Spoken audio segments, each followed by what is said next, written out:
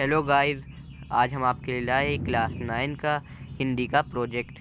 Video start करने से पहले आप हमारे चैनल को ज़रूर सब्सक्राइब कर दीजिए और लाइक और कमेंट भी कर दीजिए और अपने दोस्तों में शेयर भी करिए। तो हम अपनी वीडियो को बिना किसी देरी के अब स्टार्ट करते हैं। पहला है, खंड का वाचन का अर्थ स्पष्ट करते हुए वाचन शिक्षण के उद्देश्य बताइए। उत्तर है, वाचन का अर्थ केवल पढ़ना ही नहीं है, अपितु पढ़कर उसे समझना भी है। वाचन भाषा का लिखित रूप होता है। वाचन वो क्रिया है जिसमें एक प्रतीक, ध्वनि व अर्थ साथ साथ चलते हैं। वाचन के दो पार्ट होते हैं, सस्वर और मौन। सस्वर के दो पार्ट होते हैं, आदर्श और अनुकारण। और मौन के दो पार्ट होते हैं, गंभीर और द्रुत। अनुकारण के दो पार्ट होते हैं, व्यक्तिगत और सामूहिक। देख लीजिए आप सही से।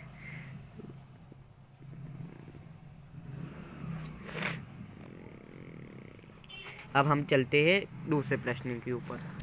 तो दूसरा प्रश्न है हमारा, वाद विवाद से संबंधित अपने विचार व्यथात करते हुए एक लिख लीजिए।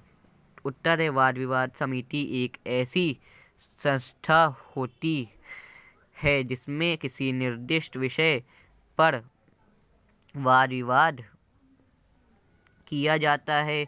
कुछ सदस्य विषय के पक्ष में अपने विचार प्रस्तुत करते हुए तथा अन्य उसके विरोध में अपना सत्य व्यक्त करते हैं। इसका पहला है, इस प्रकार एक के बाद एक सदस्य एक दूसरे जब तक सभी नहीं बोल चुकते, अंत में समिति का अध्यक्ष अपने विचार प्रस्तुत करता है और विषय के दोनों पक्षों के समाप्त घोषित कर देता है। दूसरा है, वाद विवाद समिति एक प्रकार का ऐसा प्रशिक्षण केंद्र है जहां विद्यार्थियों को ये सिखाया जाता है कि वे कैसे भाषण दे तथा अपनी बात को तर्कपूर्ण ढंग लेकर हमें दूसरों के सामने बोलकर अपनी झिझक मिटा सकते हैं और इस प्रकार भाषण कला और तर्क बुद्धि से पारंगत हो सकते हैं। अब हम चलते हैं खंड खा की ओर। तो खंड खा में है, समास से क्या तात्पर्य है? अविभाव समास से परिभाषा उदाहरण सहित लिखिए। उत्तर है इसका, समास का तात्पर्य दो या दो से अधिक शब्दों से मिलकर बना हुआ है। एक नवीन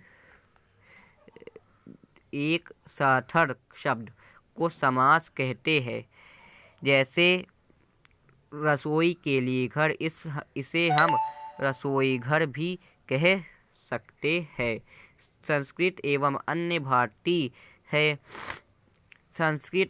अन्य भारतीय भाषाओं से समास का बहुतायत में प्रयोग किया जाता है। अविभाव समास की परिभाषा, तो इसकी परिभाषा देख लेते हैं हम। इस समास से पहले या अव्यय हो और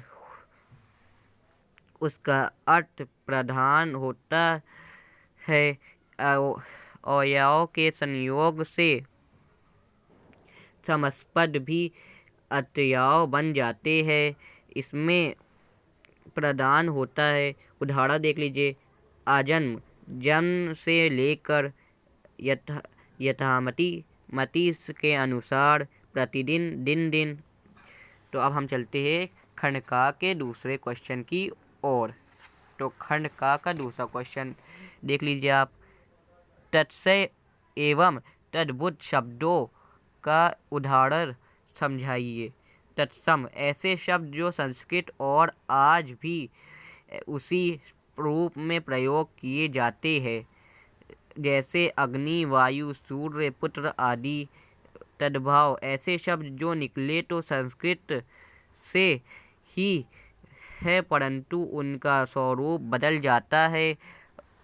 अब तद्भाव देख लीजिए आप। जैसे तद्भाव का उदाहरण है, कपूर संस्कृत के कपूर का परिवर्तित रूप है। हाथ संस्कृत के हर्ष का परिवर्तित रूप है।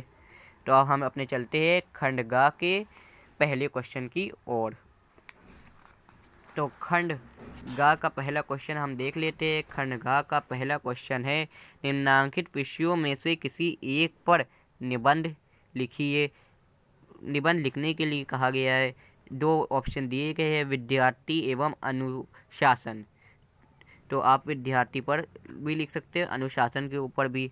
ये विद्यार्थी के ऊपर लिखा हुआ है, मैं इसे आपको सही से दिखा देता हूँ, इसे देख लीजिए।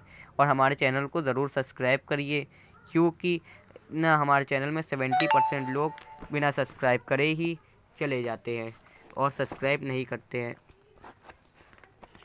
अब हम देखते हैं दूसरा प्रश्न इसका। तो दूसरा प्रश्न देखते हैं।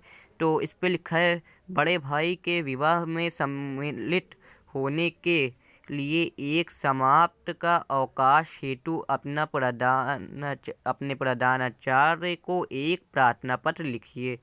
तो लिख लेते हैं, सेवा में प्रधानाचार्य, राजकीय इंटर कॉलेज प्रयागराज, विषय बड़े भाई के विवाह में सम्मिलित होने हेतु प्रार्थना पत्र। महोदय, सविनय निवेदन है कि मेरे बड़े भाई का विवाह दिनांक 20 नवंबर 2021 को होना निश्चित हुआ है। बारात यहाँ से मुंबई जाएगी, इस कारण से स्कूल में उपस्थित नहीं हो सकता, अतः 19 नवंबर से 23 नवंबर तक अवकाश देने की कृपा करें। धन्यवाद। आपका आज्ञाकारी Mizanur Rahman, class 9B7, roll number 143। आप अपना भी डाल सकते हैं। और अब ये हमारी वीडियो कंप्लीट हो गई है। अब आप इसे ज़रूर सब्सक्राइब करिए, क्योंकि हमारे सब्सक्राइबर बढ़ नहीं रहे हैं। और एकदम हम रोज़ आपके लिए अमेजिंग वीडियो लाते हैं, लेकिन आप वीडियो तो देखते हैं लेकिन सब्सक्राइब नहीं करते। तो सब्सक्राइब प्लीज़ करिए। तो अब मिलते हैं एक नई वीडियो के साथ।